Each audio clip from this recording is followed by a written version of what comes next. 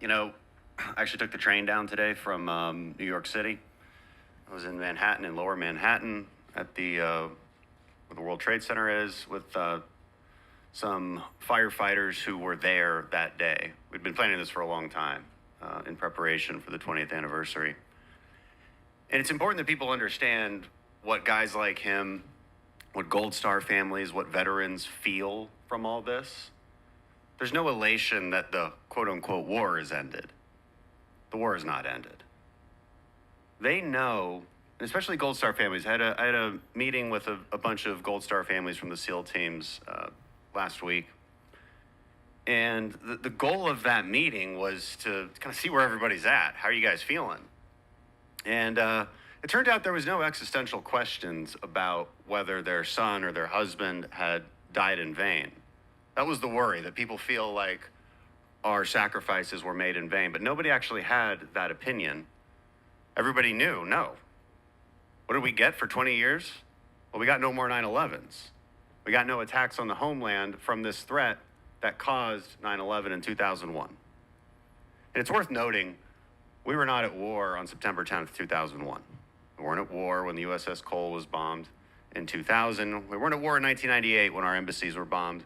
We weren't at war in 1993 when the World Trade Center was bombed. But somebody was at war with us. We were just pretending like they weren't.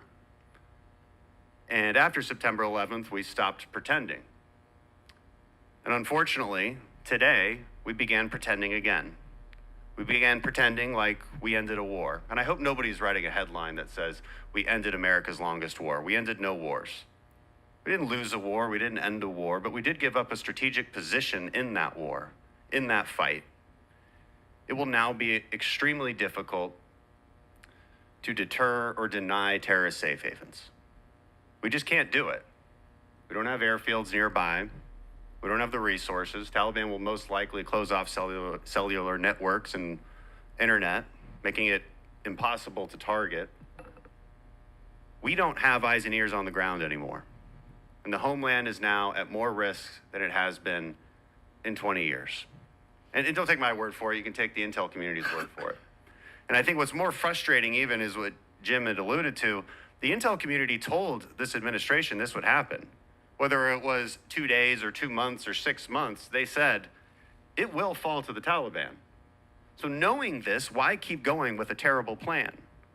Why keep going with a plan that has no evacuation plan, no plan for the equipment left behind?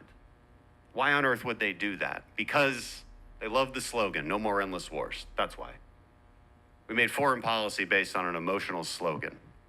And it has made America less safe, not more safe. And then they dare to blame the military for it. They say, well, you know, the generals said we can't keep Bagram, we don't need it. The generals said we can't keep Kabul secure, we don't need to. That's not the full story. See, the DoD is given a mission, and that mission was get our troops down to zero and keep some security on the embassy. That was their mission. Now, if they had been given the option of 2,500 more troops, they could have kept Bagram. See, that was actually the suggestion of the Department of Defense.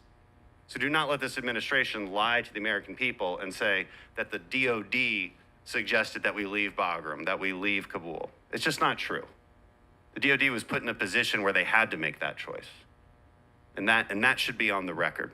And as we find out who is culpable for this complete disaster, I think those are some of the avenues that we'll be going down. Thank you, Mr. Leader.